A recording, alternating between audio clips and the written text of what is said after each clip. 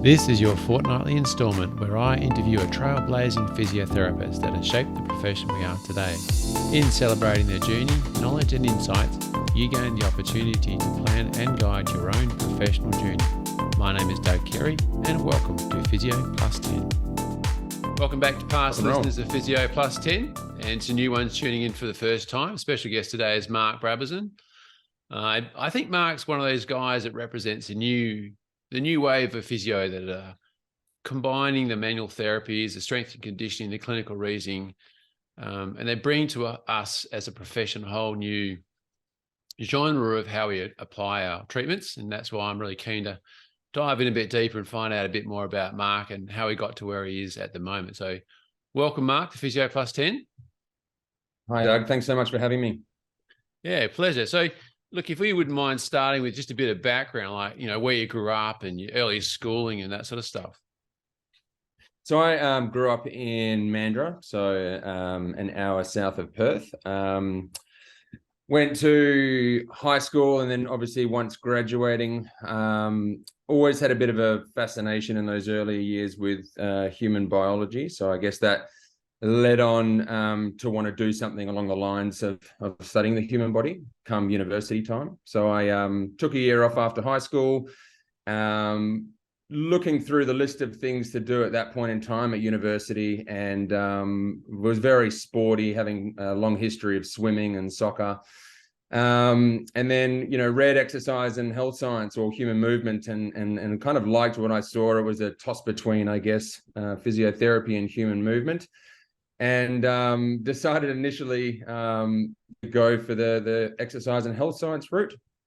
So I did take a year off school just to kind of refresh and what have you, and then jumped into that in the earlier years and completed 3 years of exercise and health science. Following that time, I still really wanted to go deeper. I wanted to learn more about the human body. And that's what led me to kind of engaging with Bachelors of Physiotherapy initially around that time. Were any of your parents in the health sphere? Like, who was guiding your decisions at this time? Yeah, so my dad was a doctor. He was a GP. And mum was in her earlier years a physiotherapist as well. She finished up quite earlier on when my older sister, Michelle, was born. So there is that medical background. My sister, Bree, is also currently a nurse at Charlie's. And my other sister, Michelle, my older sister, she's a manager at Dad's medical practice. So we're well and truly involved medically in the scheme of things. Yeah. You thought you're in the middle then, obviously, between two sisters. Yeah. Yep. Oh, sorry. I'm the youngest. So, but definitely, I think when I got to the end of exercise and health science, mum had a bit of an influence on me in terms of going, if you want to keep pushing and keep learning and going down that physio route. I mean, she couldn't obviously recommend it enough. And, I just kind of bit the bullet and went for it. I knew that it was, going to be a big pathway, a big journey, but it seemed like a particular career that I get to satisfy what I want to do, which is being able to help people and also combine, I guess, the love and the fascination with the human body. So off we went. And you studied at UWA and then went on to Curtin. Is that the sort of university? So UWA, yep. And then went immediately across to Notre Dame for physiotherapy. So did the bachelor's there. Yep. And mentally, was that daunting to sort of think I've just done 3 years and I'm now kicking off for another 3? It was, as I'm sure everyone who's been there and has done that, you get to those exam periods and it's quite intense and go. And then you have a little bit of breathing space and then you go again and breathing space, go again, breathing space. So, I felt, having done that for 7 or 8 years, there definitely was getting to that point. You really had to, I guess, find ways to nourish the body and keep the motivation strong. So I think, what I do recall is getting to the end of physiotherapy, the bachelor's, and actually being quite burnt out. Like maybe I was just used to how I was meant to be feeling at that time, but I think it wasn't until I took a little holiday, 3-month holiday after completing physiotherapy that I really knew how much stress I had on me. Yeah. And do you think you approach physio different coming at it because you're a strength and conditioning trained and also a bit older than, say, the other physios that were coming straight out of high school? Yeah, I think having that background definitely helps. It definitely gives you a head start. Maybe before you had any inkling of physio knowledge, you knew the power of, I guess, strength or rehabilitation and being able to, guide your own injuries to resolution. I think as I'm sure you'll agree, Doug, as we get older, like things just don't recover as well as they used to. But in those early 20s, I feel like you could get a half decent injury and then just whack some dumbbells around and then it just dissipated out of nowhere. So so I think in those early years, you definitely knew what just generally being strong and mobile did for you. Yeah. I think that goes to a lot of the experiences too. I think the physio that's had a few injuries is the better physio, simply because they understand the mental mindset, or the fact that it drops you back on your training, so you got to catch back up again. And I really, although I didn't enjoy any of the injuries I've had, when you sit down with a patient and say, well, I've had that myself, and this is sort of an example of what you're going to need to work on. I think that sort of speaking from a voice of authority or experience, it certainly helps the patient understand that, what you can help them with. Yeah, definitely. And I think, as a physio, we never particularly want injuries. But I've just kind of got to a point in life where, although at the time you're like, damn it, I have this, there's also the element of like, yes, I'm glad I have this because I can learn how to deal with it, at the time. So I guess the more injuries I kind of have, whether it's running related, whether it's, gym related, swimming related, at least you know how to better manage it going forwards, and you can relay that information onto your patient. So it's seeing it not as a negative thing, but always trying to look at it as more of a positive thing. And I quite like that. Yeah. Now you did your 3, and I guess, did you get some credits for physio? So you did 3 years there as well? There were a couple of credits, I think, coming across from exercise and health science. By memory, it was, I think there was an evidence-based unit, and there might have been a stats unit. Right. But I think the deal is that the big primary anatomy units needed to be done again. And it was not a bad thing, because I guess at those earlier years, I remember learning those anatomy units, and it was just origin, insertion, action, Yeah. But when it came to doing it again with physio, there was just a lot better visualization after having, done it before, and then it was consolidated quite nicely in physio. So a couple of units, but really had to do the whole thing again. Yeah. What I was keen about was, like, when you finish, what do you remember most about saying, oh, now I'm a physio? Like, what did it mean to you, sort of having that piece of paper? What was it for you? I think I do remember at the time when you spoke to people, they were like, well, what did you do? And what do you do? And I would say, oh, a physio, and their eyes would kind of pep up a little bit, like it was, you're no doctor by any means, but it was still quite a highly regarded job, and it might have also accompanied at that time, oh, well, I do have a sore neck. Can I ask you a question about? So, but I think it was just, it's a well-respected, profession. And I think it was just that fulfillment, like reflecting back on, I mean, the last 4 years, but even more so for me, the last 7 years, and just kind of thinking, I did it, I got there, and being able to kind of crack on and do what I've wanted to do. So yeah, sometimes when you're in the midst of exams and whatnot, it's hard to see that light at the end of the tunnel, but when it appears, I guess it's all the more greater. Yeah. I wonder how many physios rock up to parties and things like that. And so then when they get asked a question, they say, well, I'm actually an accountant. And the conversation just stops. Yeah, Mention exactly. your physio, there's always something sore. So how did your career Yeah. develop in those first few years? What decisions did you make? So straight out of physio, I worked in more, corporate, right? So return to work plans, workers' compensation, all of that, and I guess ergonomics and all of that sort of stuff. So It was just, look, it was a good opportunity to kind of dial in the assessment skills. So we would go head to toe and obviously screen people, risk profiles for getting up to work or on site, as well as returning to work. So it was, although I feel at the time there wasn't many, private patients coming through and problem solving with different injuries, it was just a good opportunity to get your hands on and get a feel for what you're seeing and what you're feeling and all of that. So I was kind of grateful to have that in the first 6 or so months. And then I had an opportunity after that. Sorry. I was going to say, so you didn't sort of do the year or 2 years hospital rotation. You went straight into private. Went straight into private. Yeah. I think at the time, as I'm sure many people, maybe 50% of people know what they want to do based off having done some, particular pracs. So with me, one of those was musculoskeletal, and that's where I'd always wanted to really go down. So I kind of knew what I wanted to do and went down that route. And Did you seek out a particular practice for a particular type of work or a person that was working there as a mentor? Like, what made you decide to go where you did go?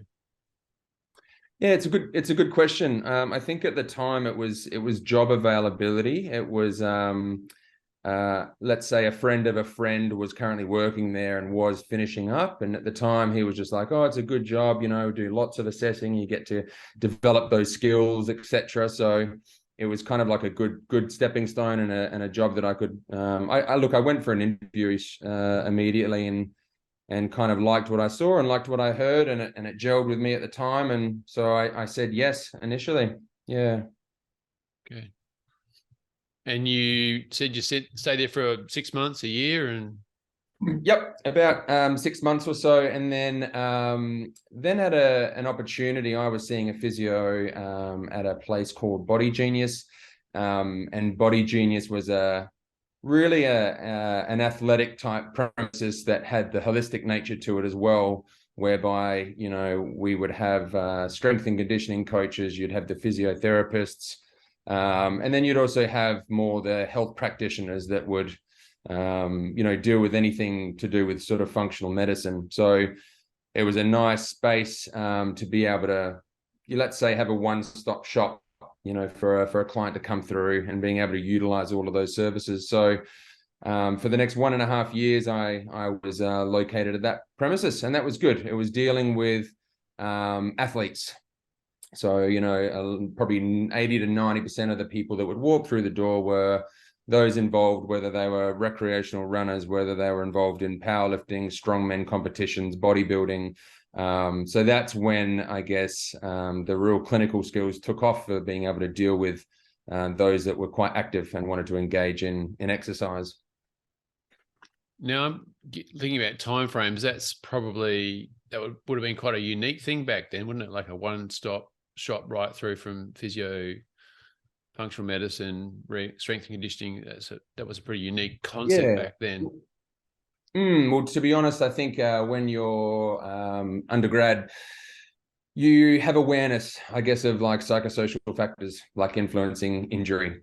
But I guess when you could see it there and then, and at least be aware that something like that might be present, being able to refer out to deal with particular gut issues that may be causing headaches, or people where their nervous system is just on edge, they're just pushing their bodies to their limit, and you only have the skill set you do as a first year out physio at that point in time. So being able to refer out to the appropriate source and then be able to see the difference and each and every time that patient or client comes through was quite rewarding. It made you realize just how much those aspects of things contribute to the overall picture. That's pretty good, because that's really broadening your mind straight away, isn't it, outside of the physio sort of set? Yeah. Well, you sort of said musculoskeletal was obviously the area you decided you wanted to be proficient in.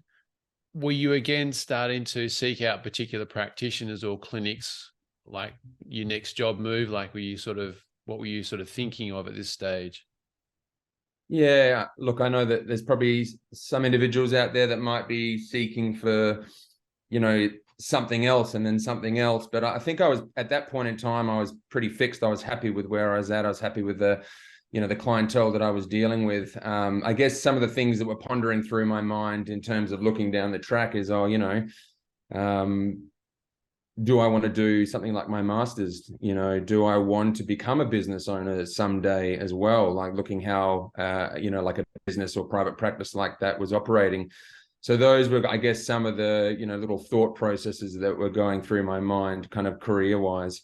The other, thought processes was, if I really like all of my sports and I'm dealing with all of these athletes, if I had the opportunity to become involved in a particular team, would I want to do that? And could I do that, at the time? So that was another thought. And I was hearing things from both sides of the story. I guess the pros and cons of working with teams and traveling with teams and all of that versus that stuff versus, just leaving everything, at the clinic and going home and kind of putting your feet up. So I guess at that point in my career, I was just trying to determine like where I wanted to go, what I wanted to do. But most importantly, although you're, I guess, continually developing and thinking ahead, you're also just need to be present in the moment to kind of, you were a new physio 1 year out, you needed to, refine your skills and develop your skills. So try not to take that away from myself.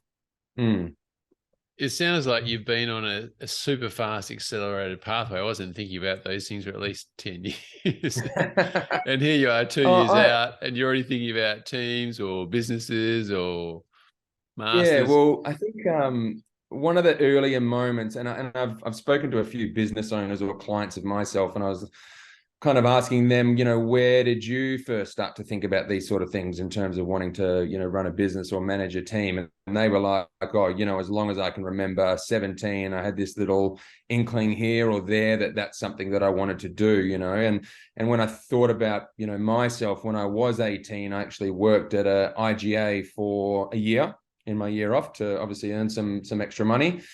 And my bosses at the time gave me the opportunity to kind of just, and I was only 18, but they would give me the opportunity to kind of manage or run a smaller team. And we're talking like, many years younger than I, but although a smaller task, smaller opportunity, just managing a team and making sure everyone knew what they were doing and delegating some tasks, for me, that experience was what initially set me up to go, oh, I kind of enjoy this. I kind of like operating and managing a particular little team. So I think it all sparked all the way back from that point in time, It's interesting. My experience of working at Woolworths was I knew, having worked as a dairy maid for about 6 months over the summer holidays, that I didn't want to do that for the rest of my life. Yeah, exactly. It was a means to an end. So you got to the point where, I mean, you sound like you packed a lot. Are we at 2 years? Are we 2 years out now? So at that point, yeah, we're a year and a half to 2 years out. Correct. Okay. So you've left Body Genius and you've decided to do something separate, different. What was the next sort of decision for you? So the next step was literally, being that age, young, and having had a taste of travel through the US and Canada and Europe, there was a part of me that, kind of my heart was a little bit still over there, and wanting to be able to live abroad before settling down with life, whenever that was going to happen. So I made the opportunity to kind of bite the bullet and say, if it's now or never. And so I moved to Canada with my now wife, and we lived over there for 2 years. So when we arrived over there, we weren't sure what we were going to do. We did our barista courses before going over, thinking we might be making coffees in the morning for people in Canada. But when I got over there, I had the opportunity to work some security, which was a bit of a change in pace from the physio world. But regardless, the goal was to see, is there any way, shape, or form that I could still treat 2 clients a week, 3 clients a week on the side kind of thing, just to keep the physio hat on. Because I knew that even after 3 months of traveling around the world, you would get back and you're like a little bit stunned with, have I forgot things? Have I, So I did work security for about 6 months, and during that time, I started, seeing 2 clients on the side, just out of a gym, and then it turned to 4, and then 6, and then it actually took off from there. Now, obviously, my credentials were such that I was a physiotherapist in Australia, and was not such in Canada. But what I actually went over there with was more just the dry needling or acupuncture kind of credentials. And so I did a little bit of that for friends on the side, and even got insurance over there as an acupuncturist. And I just titled myself, working within a gym and helping them out as an injury management specialist. So basically, anyone who would, be at that gym and would have, particular injuries and wanted some guidance or advice, I was able to basically provide that. Now, people were obviously aware that I was a physiotherapist in Australia, but, I wouldn't be going around town saying that I'm a physiotherapist. But what it just allowed me to do in terms of being able to give advice or give stretches or give, any lifting advice within a gym setting was just the opportunity to still use a part of that brain while I was away for 2 years. So I was quite grateful to be able to do that. And I operated out of what's called Maverick Fitness. It was a strength and conditioning facility. And then did my bits and pieces out of there. Where were you based? Like what province? So it was in British Columbia, so a place called Nelson. So Nelson's about 9 hours east of Vancouver. Initially with that, I'm sure some people out there know Whistler in British Columbia, so closer to Vancouver, but lots of, and nothing against Australians, but lots of Aussies over there. So for us, we wanted a quieter place. We wanted a place where, yes, there's still some Aussies around, but we really wanted to sink into some culture.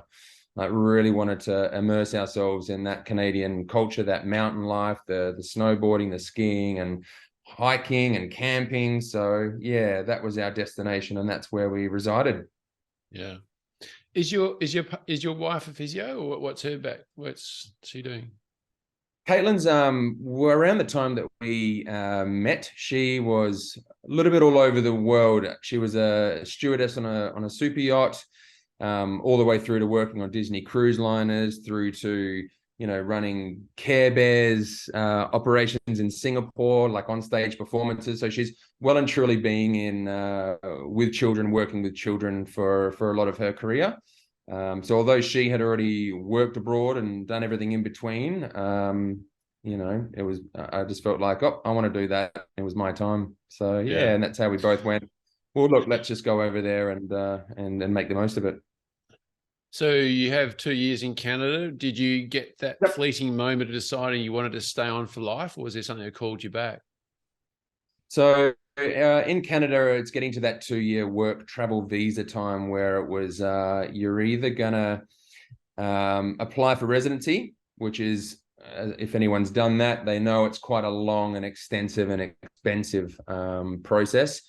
So at that point in time, it was self-reflecting whether we go down that route. And then the other thing I had to factor in as well, that if I do stay on, then I would need to resit all my exams and have my license over there as an official physiotherapist, or it was coming home. And at that point in time, we wanted to start a family. We wanted to get married as we got engaged over there in our first year. So for us, it was the option to come home. And I think if we did want kids, as much as it's a beautiful place to raise children, it's very difficult to do it without having your family around, and nor would we deprive them that opportunity as well. So we decided to come on home. Yeah. Did you come back to a particular job, or did you come back to study, or what was the sort of the stepping point back into Australia for you, physio-wise? Well, yeah, this was the first real true moment where I could understand how well being able to migrate between a consult room and the gym floor worked, and I felt like I was doing that more and more and more. So as a result, when coming home, I was in contact with a gym in Floreat, and there was a bit of back and forth via email, but basically the opportunity presented where I could rent out a space within a consult room within that gym.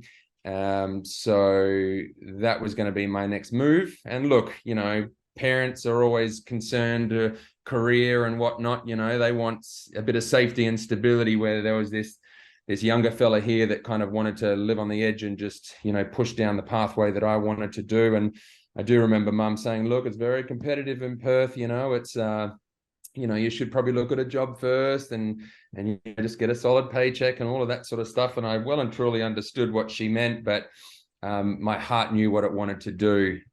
So I ended up coming home, settling into this gym within Floreat, and off I went. And just like any sole trader new business, it starts with 2 clients a week, which the next week goes to 4 and then 6. And then, we build up slowly, living on the edge in terms of paying rent and paying bills, but being very driven to make the most of it. So I stayed at that premises for about 6 months. And after 6 months, the gym at the time was looking to expand into a new location, which meant just a bit of a change in structure, which meant that they wanted me to come on board as part of their team, which was fine, which was great, just like any business would. But once again, it was just listening to my heart, still wanting to walk that journey. After creating this little company or business title in Canada, my dream was still to be able to walk into a premises one day and have my logo, my brand on the front door, and kind of look around and be stoked with where I've come. So I needed to keep pushing, and went my separate ways after that 6 months into the premises that I'm in now, which at the time was called Zoom Fitness. So it was a 24/7 gym, but there was a 3 by 5 meter room available in the back in Osborne Park. And I've been here ever since, with obviously further developments and further expansions, I'm sure, which we'll discuss shortly. Before we get into that, let's just go some broad brush stuff. What's been one of the hardest lessons for you that you've learned as far as being a physio goes? So in the first couple of years, especially, you were young, you were new, you were still trying to develop your skill set. And I think I was very afraid of failure. So even during my undergraduate exams, I believe I even got a couple of sup exams, for units that I maybe wasn't so passionate about. But I would study twice, 3 times, 4 times, 5 times as hard as anyone else. I put in excessive amounts of hours, and probably too much, because I was almost fearful of failure. And so when I would have a sup exam, in those early years for that particular unit, then I would go back and then I would be doing, 10 to 12 plus hour days studying, So maybe from that, in those first couple of years as a clinician, I hated failure. So if someone would come back and they'd be like, I have no change in pain, or I have a flare up, or, I hadn't made a good improvement over a few sessions, I would just stress and I would doubt myself as a physio. And I suddenly got to this point where, instead of being fearful of that, and instead of, nutting down on these 1 or 2 cases, I started to accept this, and it almost took a weight off my shoulders when I could just go, learn from your mistakes, like go into the books, seek help from other sources, from mentors at the time, and find solutions. But I always used to kind of doubt myself, and I started inviting those moments, inviting those little downfalls, and utilizing them to my benefit in order to become a better clinician. So I think that was the toughest thing for me to learn in those couple of years, is, just, not kicking my feet, if I couldn't get the job finished with someone, but just knowing the complexities of the human body and being able to ask others for help, or being able to bury my nose in a book to find solutions. I think all those things are good too, but it's a relationship. So there's another person involved as well. And we can't control that other person. I think that's to me, that was a fundamental realization, is that you can know as much as you know, and you're always going to be limited, and you can always experiment and you can always learn more. But then it's like you are dealing with a relationship with another person, and you can't influence that person. You can guide them, but I was talking to Paul Wright a couple of days ago, and he thinks exercise programs are anathema. He just hates them because you're relying upon a person to do something else, and you don't have any influence over that. So he's sort of saying, well, he prefers not to give exercise programs just for that reason. And I mean, I don't agree with that, but that's another perspective to sort of say that we are dealing with a person, and that person has a life, and that life may not coincide with what their injury needs to help them get better. So it's Exactly. The fear of failure it can be a driving force so long as it's kept in check. I guess it's like any fear, it motivates us, but we don't want it to overwhelm us. Exactly. Yeah. For $200 or less, what's the best book or app or tool or gadget that you've used in your physiotherapy career? Ooh, so great question. So I think it can be difficult for us as clinicians to explain things to a patient in a way that they can understand, because it's a lot of a fluster of information. Things can go over their head. So I feel like the biggest thing for me is the visually assisting the client or the patient in learning what they have to do or what they have wrong with them from a diagnostic point of view. So for me, to be honest, going away from even textbooks, I think my number one would be your anatomy apps on your iPad. And whether you run through it on an iPad or whether you run through it on like a big screen, which we have in clinics here, but as soon as you start pointing out and rotating and spinning and moving through layers and showing the nerve that's affected and how that affects a particular part of the body, I think for me, visually, once that patient sees that they totally get it. So obviously a lot of great books out there, but from a visual point of view, for me, that would probably be my favorite in terms of educating my clients. So for clarity, you actually have a TV screen in each treatment room, and that's linked into something like My Anatomy or something that you actually will then show the patient. Yeah. Yes. So we've got external monitors, and that links up to tablets and computers. So whether we're doing running analysis, whether we're filming someone on the floor doing a squat or a deadlift or something along those lines, whether we want to get the anatomy up on a bigger screen to be able to demonstrate what we're dealing with, then that's for me has been a quite a good tool.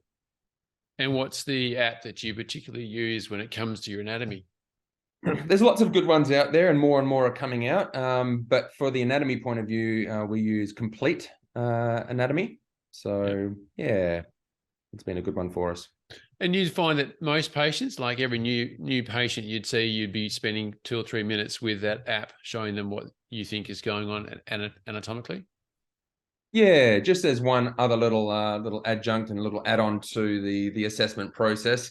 But obviously, once we run through all of our narrative with the client and run through all of our assessment findings, then it might just be something to kind of help tie it in together, because clients are very good at pointing around their body where that localized pain is, but trying to make sense of it is another thing. So anything we can do to better help with that, then I think is fantastic. Yeah, cool. What would you say is being one of the most out on the limb decisions that you've made? Can you reframe the question slightly different? Yeah. So when you think about the decisions that you've made as a physiotherapy, when have you stepped out of the box most in regards to a patient? I think more so, it's probably more so just noting your limits. I guess you can have a lot of different complex patients coming through. And we're obviously keen and motivated to do the best job we can with them. But if things just aren't making sense, and look, we're aware of psychosocial factors being present, but if something is a little bit too far down the track for our clinical expertise, then being able to just stand up and have our referral list of those that we need to seek further assistance from to help us with that case. So I think it's just those odd cases that come through where they are quite complex and we might not be making a difference over a few sessions and needing to look elsewhere for that assistance or that help. I was thinking along the lines of, say, I had a patient that I wasn't making any headway with. And at the moment I'm going through, I guess you could say it's a breathing renaissance. I'm just looking at breath and heart rate variability and some things around that area. And I sort of sat down with this patient and sort of said, look, we've tried this and we've tried that. How would you feel about if we just spent 15 minutes doing guided breathing with each other? And for me, that felt really stepping out on a limb, because I thought this person could look at me and just go, you've got to be kidding, really, seriously. But I just spent a few minutes explaining why breathing is important, how it is a key for us to get into our parasympathetic nervous system and sort of close down that sort of adrenaline cortisol release. And once I went through that explanation, I said, look, just 0 to 10, think about how you feel now. Give yourself a score. 0 is terrible, 10 is very good. And then we just did 15 minutes of, box breathing, 3-4 second intervals. And I said, now, how do you feel? Like, scale yourself 0 to 10. And they said, it feels pretty good. My neck doesn't feel anywhere as tight, and that sort of that pulsing at the back of my eyes is backed off. And I guess that was the question. Like, for me, that was, stepping out on a limb with this patient and sort of going for something which would be considered a bit different, particularly for this person, but giving them the experience of what it felt to calm down. Have you had anything like that where you've sort of got an idea, you've thrown it to the wind and just to see how it would fly? Does that bring up anything for you?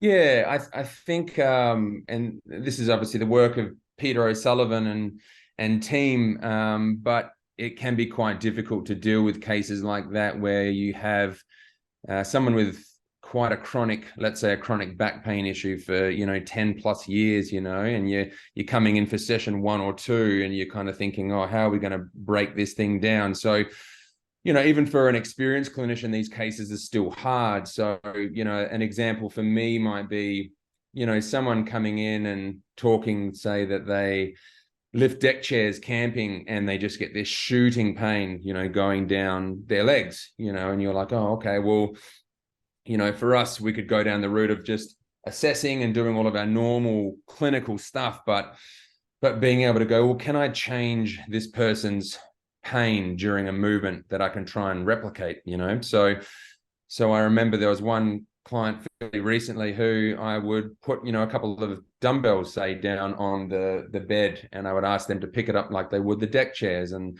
sure enough, they did it and would have the shooting pain running down their leg, sharp dagger type burning pain. And then trying to get a hold of their breathing, trying to feel their strategy in doing so, and even placing hands on them and noting that they were quite braced and guarded and protective and stiff and rigid when they were picking these up. So then getting them to redo that again, but as you mentioned before with the breath work, but utilizing their breathing and relaxing their tummy and being a little bit more floppy and less guarded. And then having them pick up those dumbbells again and having no pain at all, and just seeing the face, the body language, the facial expression just completely changed, like they were a bit of a wow factor, So for me, it was a situation like that where you're like, really cool, we can change someone, even if it was a task where you might be thinking the worst, like, is this a disc bulge or something more serious, but you can literally influence and change someone's behavior there and then, watch their face light up, and then you've got them. They embed their trust in you, and then you can start working across different functional tasks as well. So for me, it's little situations like that that are the rewarding ones. Yeah. Now, you've recently made a sizable change in your career. What was it? So career-wise, I was a physio for about 6 years altogether. So that was probably another 3 years when I came back from Canada before I decided to do my master's. So I did my master's in clinical physiotherapy, specializing in sports.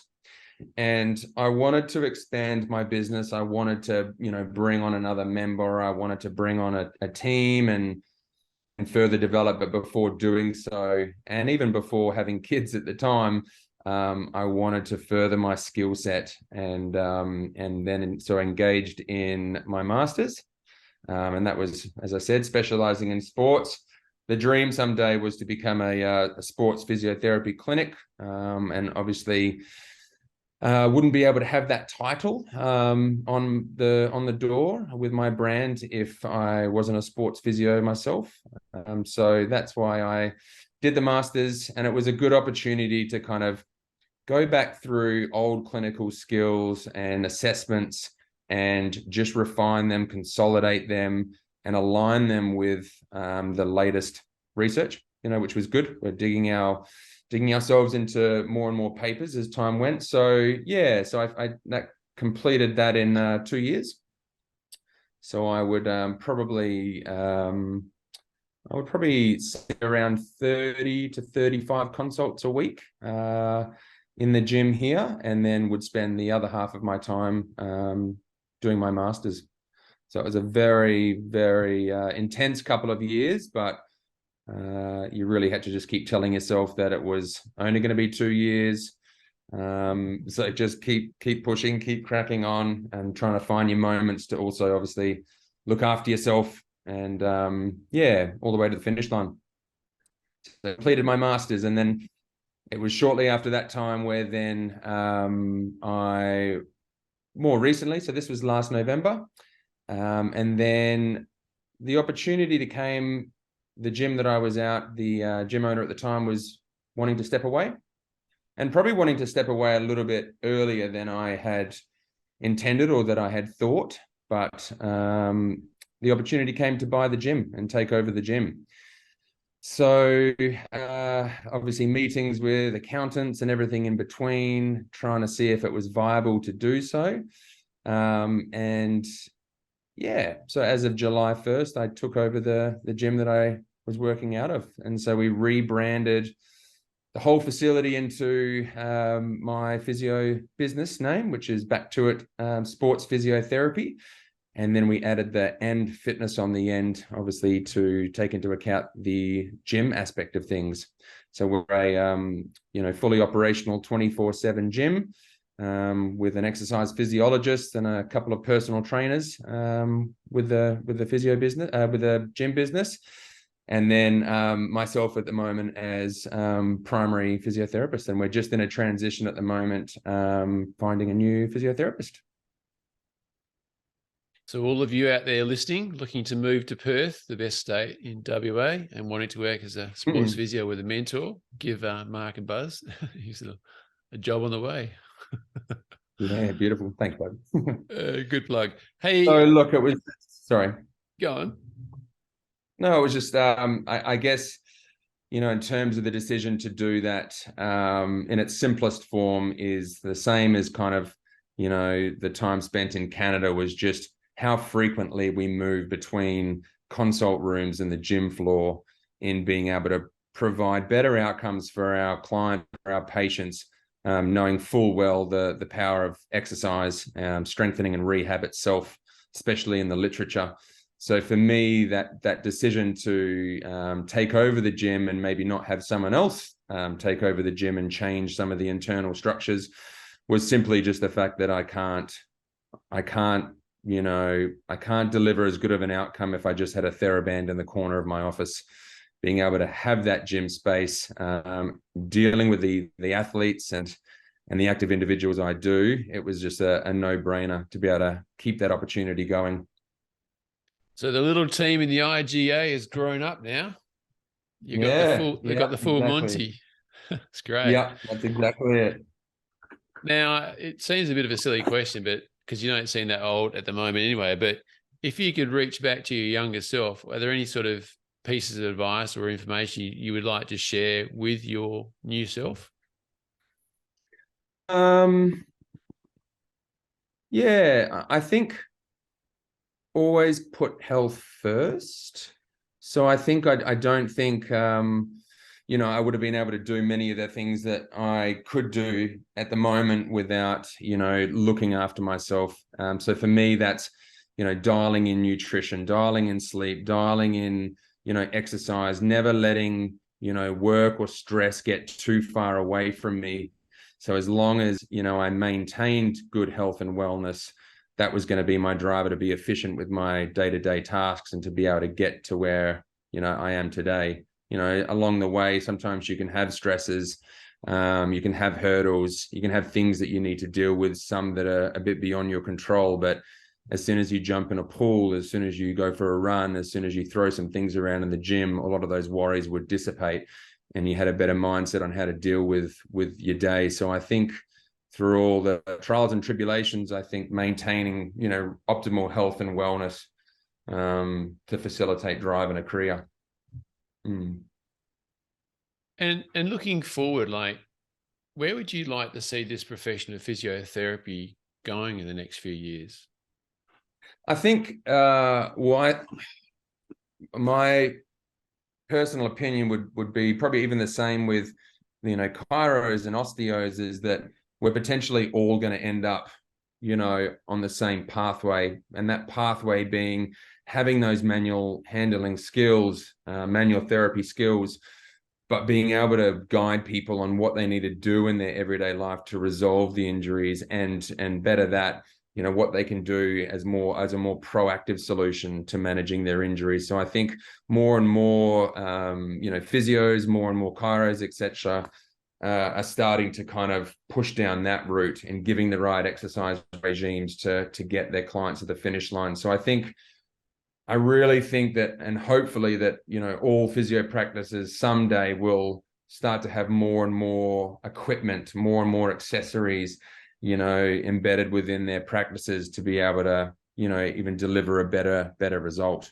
So I think proactivity and better ability to prescribe strengthening and rehab exercises. And what do you see yourself focusing on for the next few years? You've just made some huge transitions, I guess you could sort of say, from a physio to a master's to a gym owner. Where do you see yourself growing in the next couple of years or few years? I'd like to think probably just refining what's currently being set up. So I think, definitely envisioning myself with a physio, maybe a team in total, including myself, of 3 physios, but I'd just like the opportunity to still refine everything and dial it in. There's always ways to make things more efficient. So that's where I feel like I'm at. I guess where I'm at the moment, I might have thought that this is something that would come about in maybe 12 months from now. But there's never good timing for anything. So, I think although jumping onto it earlier, I think just refining what I'm currently doing. And and we're learning lots and lots of new things each and every day, in terms of how to better work together as a team, how to utilize different softwares on our computers. And so I'm just making sure we're not getting a little bit too far ahead of ourselves, that's all. So well, thanks very much for sharing your journey with us on Physio+10 today, Mark. It's been great to see. And I can, it's been, I'd say that's an accelerated journey over, 12 years or something like that. Yeah, 9 or 10 years at the moment. So yeah. So, I do appreciate you sharing your experience and your growth trajectory, and I wish you all the best, going forward with your new business and your new gym. And it sounds like you've an exciting future in front of you. Thanks very much. Yeah, I appreciate that. Thanks very much for having me on board. Thanks so much for listening to this episode of Physio+10, in which I trust you gained some valuable insights.